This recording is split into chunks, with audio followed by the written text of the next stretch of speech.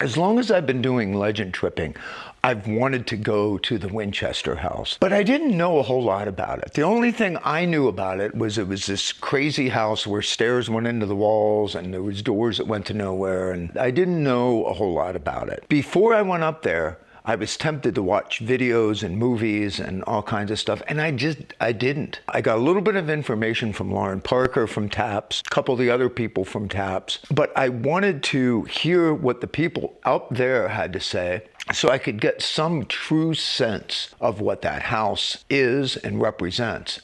And boy, did I learn a lot.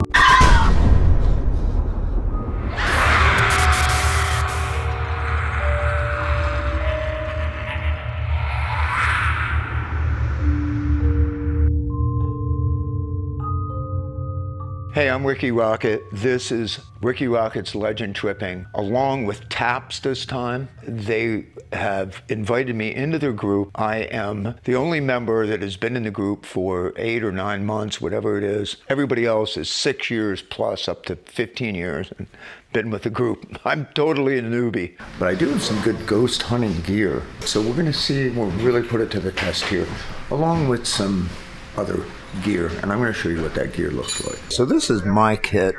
I've got a bunch of stuff in here. My dead bell is in here. My millimeter. I can catch EVPs with this Zoom recorder. I have an extra long cable for it. Pretty cool stuff. My name is David Dawson, paranormal investigator. This is my 4K plus night vision gear. So I have my 3 night vision with the built-in night vision here with the 4K. I also have a white light here just in case, where I want to brighten it up. Over here, I have my body cam night vision. So that's going to be hands-free. That's just going to sit right here. I'm going to have my millimeter. And then it's also got a built-in K2. I'm just bringing minimal gear, go in and get out, get some evidence.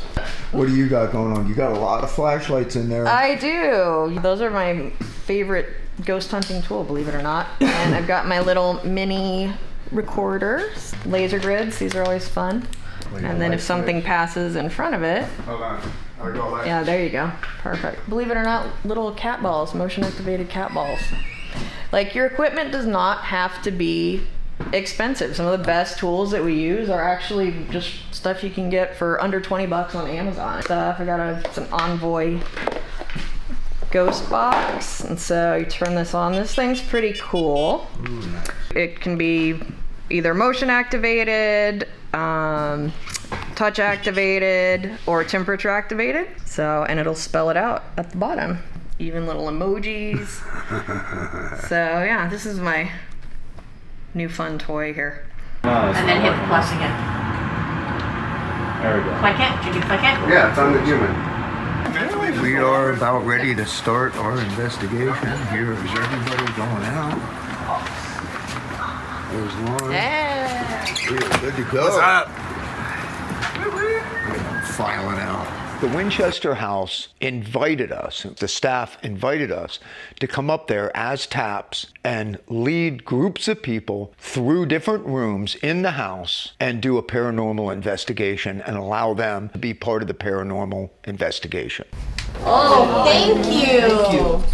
There were 20 groups of 12 people at half an hour each. It was a very long weekend. I used a lot of gadgets, but I used a lot of my own senses, really. There were cold spots, there were brushes on the skin, there were hair being touched, there were fragrances, a few different noises, and I'm going to show you a bunch of those clips. But before we do that, let's dive into who was Sarah Winchester.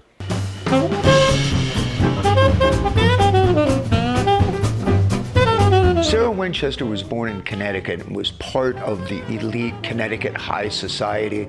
She married William Winchester in 1862. A couple of years later, they had their first and only child, who did not survive beyond the month. That very same month, her father-in-law died. It wouldn't be too much longer before her sister died from cancer. But she developed rheumatoid arthritis, which is very disabling, and back then they didn't know much about it at all.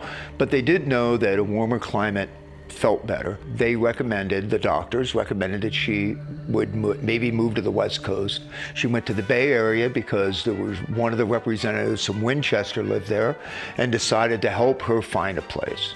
She settled on this farmhouse, and it was an 8-bedroom. It was still a pretty big house, but nothing like what it would become. Sarah went to see a psychic in Boston, and that psychic told her that there were all kinds of bad spirits around her, and the only way to get rid of them is to keep building, and keep building. Now, I've never heard a psychic say that, but that's what Sarah did. She continued to build to the point that the house eventually, by the time she died, had become a 24,000 square foot house. It's true. There are staircases going into the ceiling. There are doors that open to nothing.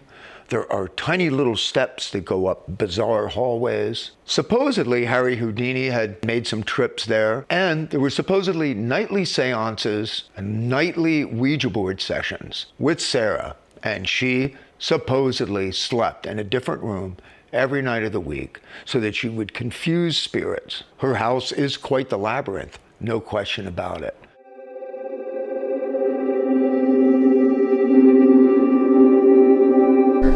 I sit on the floor. I'm a floor sitter, and I haven't felt I anything. also literally feel like I'm driving in a car, and I haven't felt like that at all tonight. Okay. Did you want to try a different seat, or are you comfortable staying? I might have to because it's like a little nauseating. I'm not gonna lie. Did you want to switch with me? Yeah, Yeah, I let's think do I it. will. Yeah, you guys get wherever you're comfortable. If anytime you're feeling funky or not, like that's please let anybody know. Well, back here is where we've gotten most of the energy. It except seems for like what this I side of the mentioned room. earlier. Yeah. You know that Susan died in the house, and most likely Minnie. Flashlight. Okay.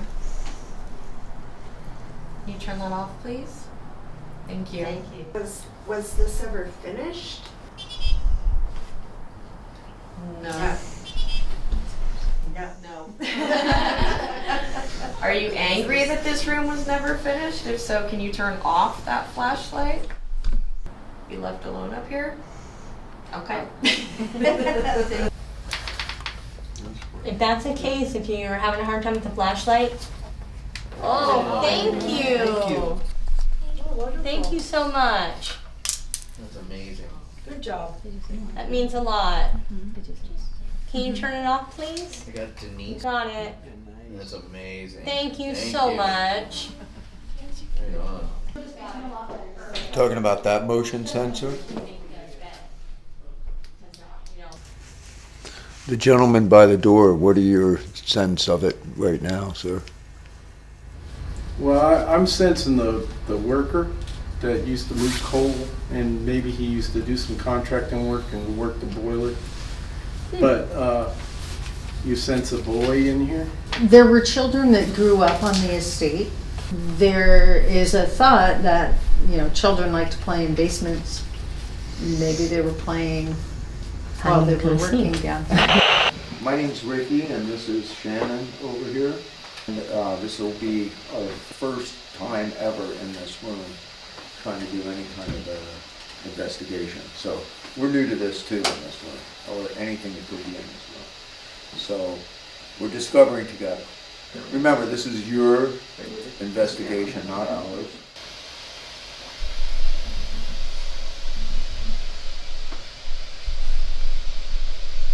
Maybe you like to play with the little ball on the floor. If you just give it a push, the lights will turn on again.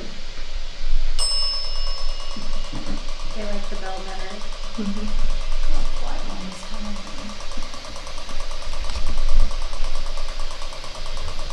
Likes the bell. Okay, could you stop playing with the bell for a minute? But there's another side to this story.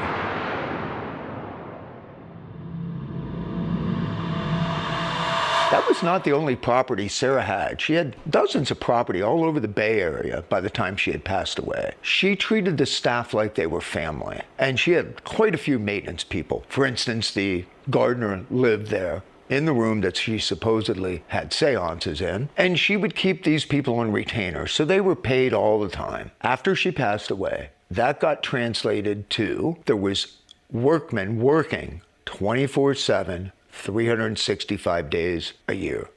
Maybe it's not true. She even wrote in a memoir that she was tired, and she was tired of the workmen there, and she just gave everybody the winter off. I became rather worn and tired out, and dismissed all the workmen to take such rest as I might through the winter. She wrote this in a memoir. So was she really eccentric and crazy? Well, she was absolutely brilliant. She spoke 4 languages. She was very astute at many things, including wanting to be an architect. But at that time, women were not architects. So she hired 2 architects and worked with them. She did her own drawings. And as she developed that rheumatoid arthritis, she would start designing steps that were only 4 inches high so that she could lift her little feet up. And the hallways got very long and bizarre, full of these steps. In 1906, there was a massive earthquake up there. 4 stories crumbled. A lot of the rooms that she had started never got finished. Some of the house that she did finish was now a disaster. So she continued to build and build. Sarah finally passed away from her illnesses, and a lot of this house was divided among several people, but later that year, the house was sold to investors and leased to John and Mamie Brown. John H. Brown was a theme park worker who actually designed roller coasters. They devised a plan to turn the house into a tourist attraction. They concocted a story around the occult involving Sarah Winchester and decided to really embellish those stories. A particular medium that she supposedly saw in Boston named Adam Coons, who told her to move to California to escape the ghosts of all the bullets that were fired from Winchester rifles that killed them. No such person lived or ran a business as a medium in Boston at that time. Now, the jury's out on Sarah because we don't have videos of her. We don't have many photos of her. All we have are people that talked about her. So I am not buying that Sarah was this horrible, nasty, occult, devil-worshipping person. That's not the Sarah that I sensed in that house at all, or that some of the historic documents indicate. She seemed like she was a really cool person who was very eccentric. And a lot of the rooms didn't get finished. And, you know, if you have steps going to the next level and that level gets toppled by an earthquake, you board it up until you can finish it. I don't think she felt good enough to finish anything towards the end. Maybe that accounts for some of the eccentricities in that house. Sarah lived in a more moderate home towards the end of her life. She did not live in the big mansion. So is the real horror surrounding the Winchester house how Sarah Winchester is remembered? Is it haunted? Well, there was definitely activity there. I didn't sense anything negative, because it sounds to me like she left a lot of money to make a lot of people happy, continued to employ workers all the time so that they'd always have money. She seemed to really care about people, contributed to the Red Cross. She was quite the philanthropist. It's something to think about. All I can say is thank you so much to the Winchester staff, all the people that came through, and absolutely a huge thank you to TAPS. Thank you for watching. Hit that like button because it tells YouTube that you like this video, and make sure to subscribe. Take care of each other and keep rock alive.